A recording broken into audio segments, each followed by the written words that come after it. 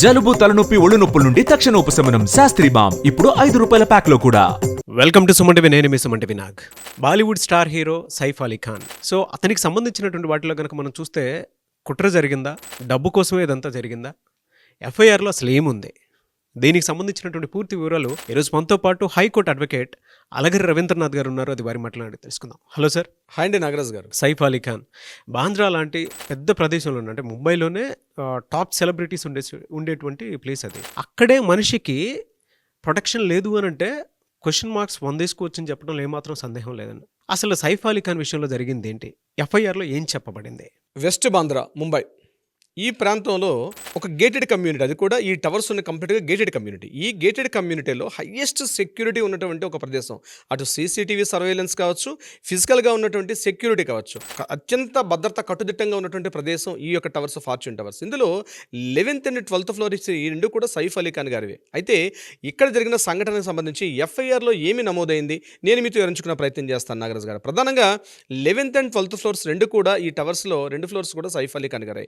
ఇందులో టోటల్గా 5 రూమ్స్ పైన ఉంటాయి. ఇందులో 5 రూమ్స్ ఉంటాయని చెప్పి అక్కడ ఆమెతో పనిచేసేటువంటి ఎవరైతే ఈ యొక్క టేక్ కేర్ ఉన్నారో, ముఖ్యంగా ఈయనకి 2 అబ్బాయిలు సైఫ్ అలీ ఖాన్ గారికి, ఒకరు తైమూర్ అలీ ఖాన్ అండ్ జహంగీర్ అలీ ఖాన్. సో జహంగీర్ అలీ ఖాన్ గారికి ఉన్నటువంటి ఎవరైతే టేక్ కేర్ ఉన్నారో ఆవిడ పేరు ఇలియామా ఫిలిప్. ఇలియామా ఫిలిప్ గారే యాక్చువల్గా ప్రత్యక్షంగా ఈ యొక్క సంఘటనలో ఆవిడ పార్టిసిపేట్ చేసిన వ్యక్తి.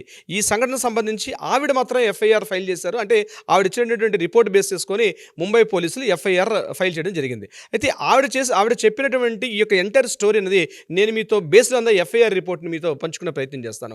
ఎఫ్ఐఆర్లో ఆవిడ చెప్పినటువంటి మాటలు ఏంటంటే, రాత్రి 11 గంటల సమయంలో జహంగీర్ ఖాన్ పడుకునే సమయంలో నేను ఆయనకి కంప్లీట్గా ఆయనకి కావాల్సిన మెడిసిన్స్ ఆయనతో మాట్లాడుకున్న తర్వాత 11 o'clockకి ఆయనకు ఉన్నటువంటి సెపరేట్ రూమ్లో ఆయన నిద్రపుచ్చేసాను. నేను మరలా నా రూమ్కి వచ్చి పడుకున్నాను.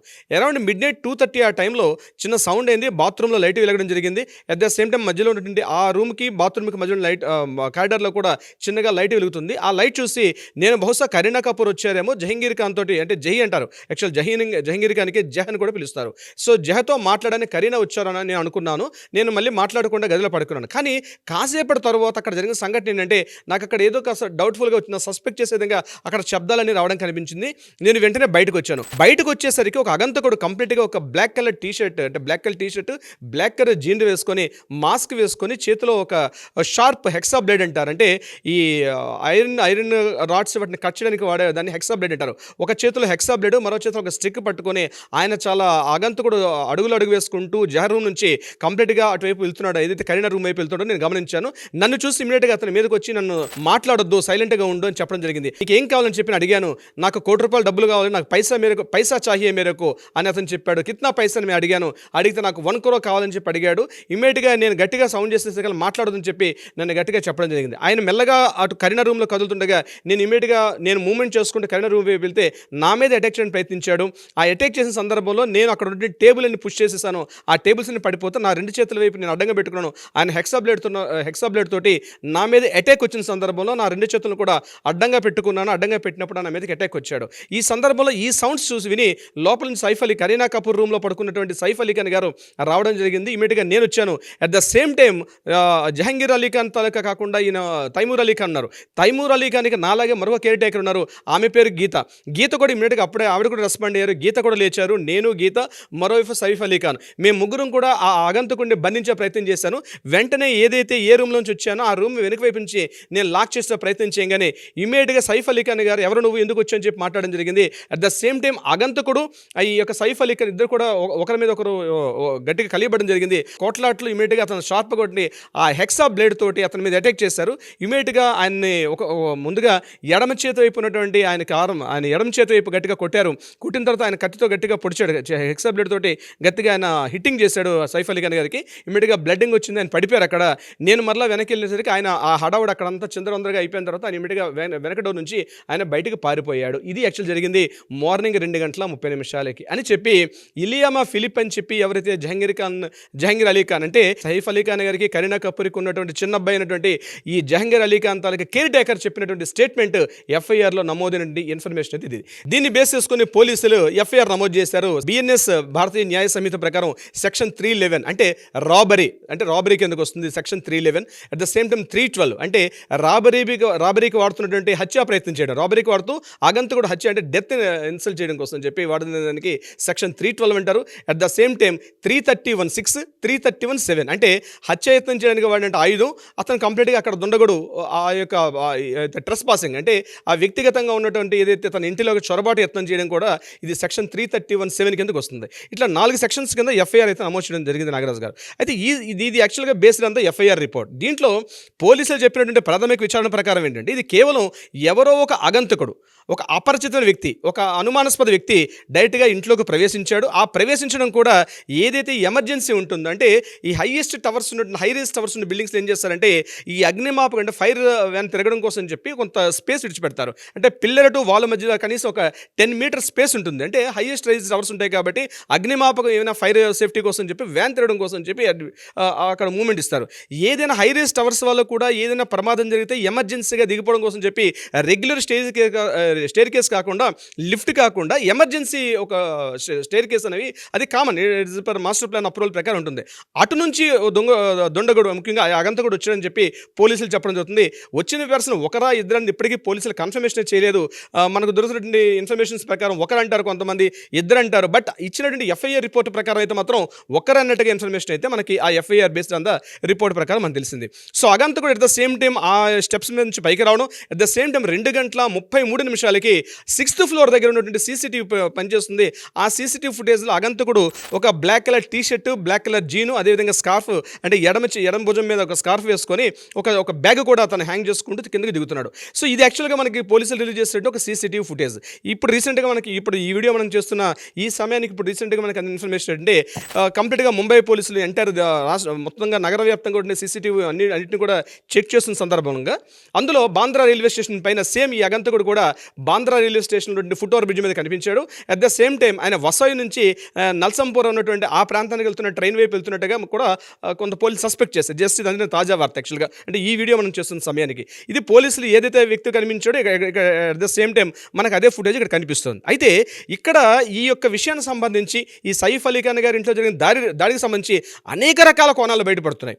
ఎందుకు అనేక రకాల కోణాలు బయటపడుతున్నాయంటే నెంబర్ 1 గుర్తుపెట్టుకోవాల్సింది ప్రధానంగా ఏంటంటే ముంబై వెస్ట్ ప్రాంతం ఉన్నది హైయెస్ట్ రిచెస్ట్ ఏరియా ఎందుకంటామంటే బిజినెస్ టైకూన్స్, అదేవిధంగా politicians, highest politicians, at the same time cinema actors కూడా ఉన్నటువంటి ప్రాంతం ఈ బాంద్రా ప్రాంతం. అందువల్ల ఇక్కడ ప్రతి చిన్న కథలుగా కూడా నమోదవుతుంటుంది. కానీ విశేషం ఏంటంటే నాగరాజు గారు ఇప్పటికి కూడా ఈయన ఇంట్లో ఏదైతే ఈ యొక్క 11th ఫ్లోర్ 12th ఫ్లోర్లో ఒక్క సీసీటీవీ కూడా లేకపోవడం అనేది నిజంగా అనుమానాస్పదం దారితీస్తుంది. అంటే ఇది ఈ వ్యక్తి బయట నుంచి వ్యక్తి వచ్చాడా, ఇంత క్లియర్గా ఆయన ఎమర్జెన్సీ స్టేర్ కేస్ ఎక్కడ ఉంటుందన్న విషయం కూడా తెలుసుకున్నాడంటే ఇంతకుముందు ఇంట్లో పనిచేసిన వ్యక్తులు కావచ్చు, లేకపోతే ఈ ఇంటి గురించి పూర్తిగా అవగాహన ఉన్న వ్యక్తి మాత్రమే చేయగలుగుతాడని పోలీసులు కూడా సస్పెక్ట్ చేస్తున్నారు. ఎందుకంటే అంత ఈజీగా ఎక్కడ ఏ డోర్ ఉంటుంది, ఎక్కడ ఏ స్టేర్ కేస్ ఉంటుంది తెలియాలంటే ముందుగా రెక్కి నిర్వహించే అవకాశం కూడా ఉంటుంది. అంటే ఇందులో ఒక వ్యక్తి పార్టిసిపేట్ చేశారా, 2-3 వ్యక్తులు పార్టిసిపేట్ చేశారా అన్న కోణంగా కూడా ఆలోచిస్తున్నారు. ఇది ఒక పాయింట్.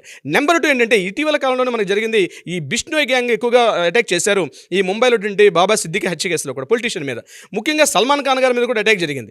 ఈ 2 హత్యలు కూడా కొంత భయభ్రాంతులను గురి చేస్తుంది సినిమా రంగానికి కావచ్చు, పొలిటికల్ రంగానికి కావచ్చు. అంటే సినిమా రంగాన్ని ఏమాత్రం టచ్ చేసిన ఇమీడియట్గా పొలిటికల్ రంగం, దట్టు ఢిల్లీలో అసెంబ్లీ ఎలక్షన్స్ కూడా ఉన్నాయి. దీనికి సంబంధించి ఇటువంటి సంఘటన ఒక నమోదవడం కూడా కొంతవరకు డౌట్స్ రైజ్ చేస్తుంది. ఎందుకంటే ముంబైలో ఏ చిన్న కథలు జరిగినా ఎంటైర్ దేశవ్యాప్తంగా కూడా చర్చకు దారితీస్తుంది.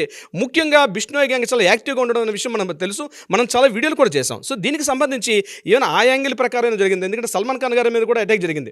సో ఆయన ఆల్రెడీ తన సెక్యూరిటీ సిబ్బందిని పెంచుకున్నారు.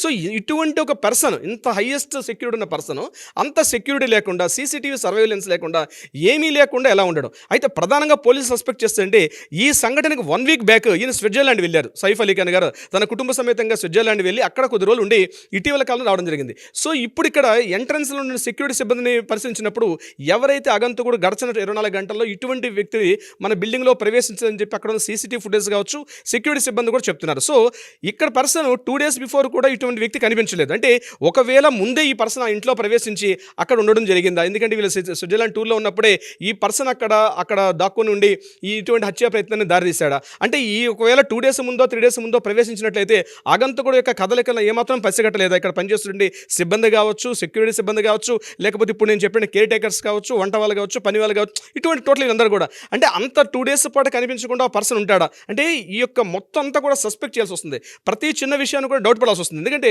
ఏదో అగంతకుడు వచ్చాడో రాబరీ చేశాడంటే నమ్మే స్థితిలో కామన్ ప్రజలు ఎవరో లేరు. ఎందుకంటే జరిగిన సంఘటన కూడా 11th ఫ్లోర్ 12th ఫ్లోర్ అంటే 10 ఫ్లోర్స్ దాటి ఆయన 11th ఫ్లోర్కి ఎలా రీచ్ అయ్యాడు, 12th ఫ్లోర్లోకి ఎలా అంటే 11th అండ్ 12th ఫ్లోర్ ఆయన కాబట్టి ఇంటర్నల్ స్టేర్ కేసు ఉంటుంది. 2 ఫ్లోర్లకు కూడా లోపల వాళ్ళ బిల్డింగ్ లోపల నుంచి స్టేర్ కేసు ఉంటుంది.